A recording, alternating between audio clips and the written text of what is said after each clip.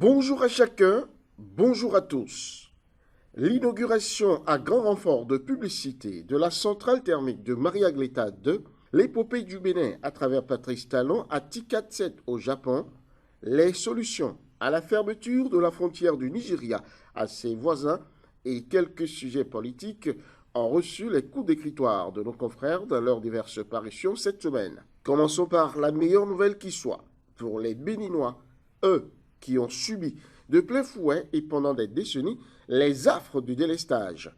Un délestage sauvage qui aura endeuillé les uns, malmené les autres, tant c'était intenable en son temps. Eh bien, quelle que soit la longueur de la nuit, le jour vient toujours, dit l'adage.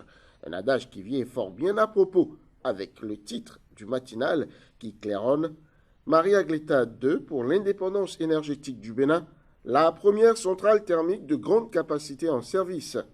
Une centrale de 127 MW, à en croire le journal, mise en service jeudi 29 août 2019 par le ministre d'État Abdoulaye Biotchane, une infrastructure qui rapproche un peu plus le Bénin de son indépendance énergétique, se réjouit le journal. Convaincu que le pays ne peut connaître son envol économique tant espéré, dira Notre Temps le label, sans la disponibilité de l'énergie électrique, Patrice Talon n'a pas lésiné sur les moyens pour nourrir sa grande ambition de concrétiser le projet Maria-Gleta 2 et au journal de proclamer fièrement et à raison, le Bénin dispose depuis ce jeudi de sa première centrale thermique avec une garantie de 50 ans et une fiabilité de la qualité de l'énergie fournie. On peut donc se frotter les mains et bénir le ciel. Loin de nous désormais le délestage et ses comateux corollaires. C'est ce que pense aussi le Soleil Bénin Info, qui s'exclame « La rupture a relevé là un challenge de taille ». L'autre challenge que le gouvernement de la rupture aura réalisé, c'est l'émerveillement et l'exaltation que les réformes de Patrice Talon ont suscité au 7e sommet de la TICAD. Et au journal de perdre son haleine, Patrice Talon vénéré au pays du soleil levant. Un Patrice Talon, véritable vendeur du Bénin à l'international, si l'on en croit le routier, qui, dans sa parution du mercredi, relevait « Talon positionne le Bénin dans les dragons de l'Asie ». Et au journal de préciser que Patrice Talon est arrivé mardi à Tokyo pour la TICAD 7, de même qu'une délégation composée de Aurélien Guénossi, ministre des Affaires étrangères, Romuald Wadaï, ministre des Finances, et Makarini Abisola Adeshoubou, ambassadeur du Bénin près le Japon. Émergence Info n'est pas du reste dans cette information.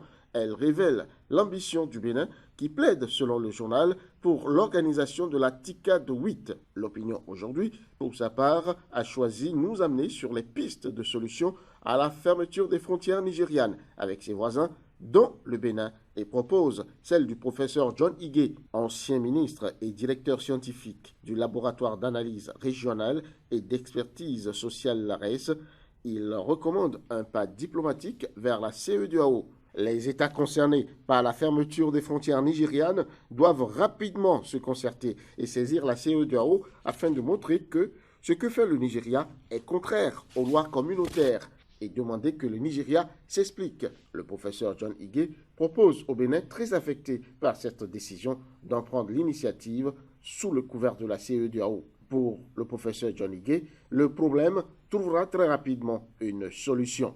Les incidences de cette fermeture touchent tous les pays de la CEDEAO et par conséquent a des impacts considérables sur leurs économies et seul un mouvement d'ensemble vers le Nigeria pourra amener les Nigérians à revoir leur position, dira-t-il pour conclure son interview dans les colonnes du journal L'Opinion aujourd'hui. Des loups dans la bergerie Talon, c'est Soleil Bénin Info, qui tel un chasseur a débusqué un loup dans la maison de la mouvance présidentielle. Et ce loup, selon le journal, a pour nom Wallis Zoumarou, dont le péché n'a été que de révéler à la face du monde ce qu'il pense de l'un des tenants de la crise qui secoue le landerneau politique béninois. Intervenant dimanche dans un débat contradictoire sur une radio locale à Cotonou, l'élu de la 13e circonscription électorale s'est prononcé sur les lois électorales ayant conduit à la réforme du système partisan au Bénin et à l'occasion aurait craché dans sa propre soupe, se plaint le journal. Mais comment la maldonne du député, selon le journal, est qu'il en vienne à critiquer la loi qui lui aura permis de se faire élire dans sa circonscription électorale. Et en déclarant de façon péremptoire qu'il faut revoir cette histoire de certificat de conformité, Wallis Soumarou aurait commis la pire erreur politique de sa vie, selon le journal qui le voit ainsi apporter de l'eau au moulin de l'opposition qui, elle, note le journal, a de tout temps boudé les nouvelles lois électorales portées par le gouvernement béninois. Pourtant, il n'a laissé que son cœur parler. 5 minutes ira chasser pour sa part sur les réseaux sociaux pour révéler les dessous d'une amitié qui a fait grand bruit en début de semaine dans une affaire reliquat de week-end. Oswald Omeki, actuel ministre de la Culture, du Tourisme et des Sports, qui convie Donklam Abalo, porte-parole de l'USL, l'Union sociale libérale, au somptueux baptême de son fils, et les réseaux sociaux s'enflammèrent. Politiquement, il se pose un problème, selon le journal 5 minutes, pour qui il serait difficile de faire croire que la participation de Donklam Abalo, homme de main de Sébastien Germain Adjavon, farouche opposant au gouvernement du président Patrice Talon, dans lequel officie Oswald Omeki, n'est pas innocente. De là, question que se pose le journal, que mijotent ces deux jeunes acteurs politiques. Serait-ce le signe d'un rapprochement Adjavon-Talon? Donklam Abalo abandonnerait-il déjà Sébastien Adjavon pour se mettre à l'abri des représailles du régime de la rupture? Autant de questions qui resteront malheureusement sans réponse. Restons dans les supputations politiques avec le confrère de la matinée qui découvre un coup monté contre Sébastien Germain Adjavon en affirmant demande d'annulation de l'arrêt de la criette de manière à en effacer tous les effets et de faire un rapport à la Cour dans un délai de 6 mois. Maintenant, tout le monde sait que c'est un coup monté contre Adjavon, d'où l'obligation, note le journal, du gouvernement Talon de respecter la décision de la Cour africaine des droits de l'homme et des peuples. Mais il se demande si la fermeture de la frontière de Craqué ne serait-elle pas le signe annonciateur d'autres mesures contre le Bénin. Une équation à mine inconnue, n'est-ce pas? Équation, avez-vous dit? Eh bien, en voilà, avec Matin Libre qui alerte Malanville, Karimama, Zogodomé, Bonou, Adjaou et Wanki risque de débordement des fleuves Ouémé et Niger, des instructions pour évacuer les populations. Parlons à présent de la douane béninoise où de nouveaux schémas sont en vue pour enrayer le fléau de la fraude. Et c'est le leitmotiv, à en croire le Monde 7 de Marcelin Laourou. La mise en application du programme de vérification des importations est une chance pour le Bénin, selon le commandant des douanes, Marcelin Laourou, qui poursuit cette lutte contre la fraude que nous menons à des lendemains meilleurs. Les derniers résultats obtenus par la douane béninoise, rapporte le Monde 7, tiennent compte de la farouche lutte qu'elle a déclenchée contre la fraude. Finissons cette première partie de cette revue par un vieux de la vieille, le perroquet, qui, justement dans sa rubrique « L'œil du perroquet », rapporte l'image de Amouin, la star ivoirienne de la série célèbre « Ma famille », vivante en chair et en os, alors qu'elle avait été donnée pour morte il y a de cela quelque temps. La voilà ici qui pose fièrement avec le directeur de publication du perroquet à qui nous présentons nos civilités. Retrouvons à présent quelques propos chocs de la semaine.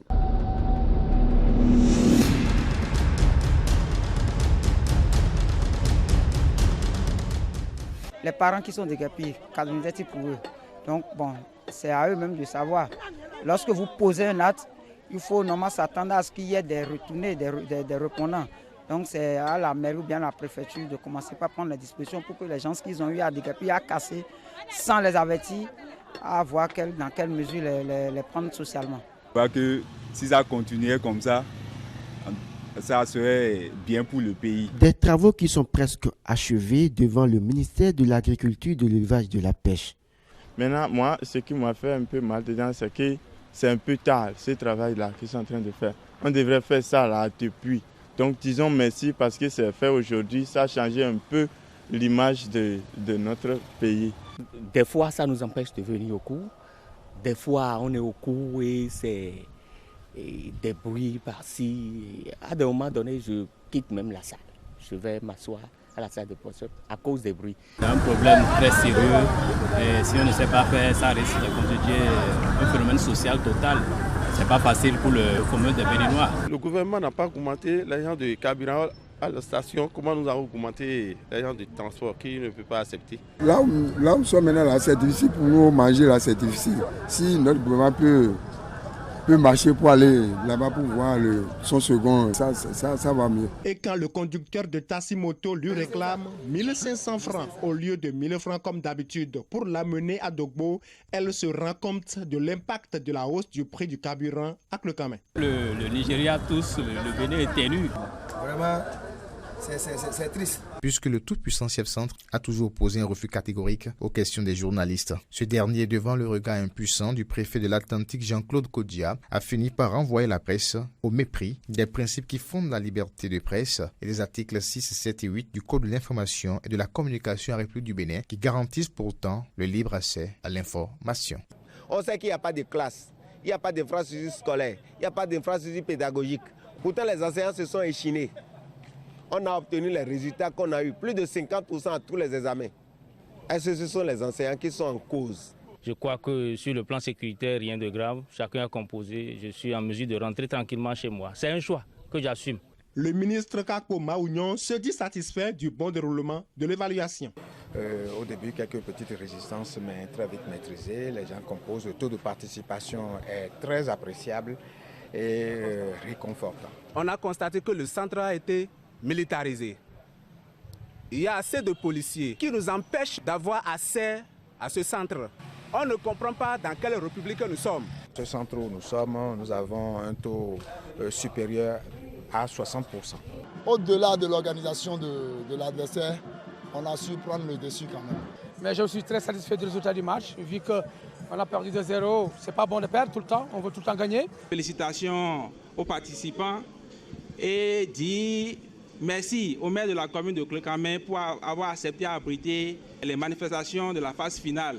On est revenu dans sa commune parce que c'est Clocamé qui a fait une forte mobilisation quand on développait les activités à la phase communale.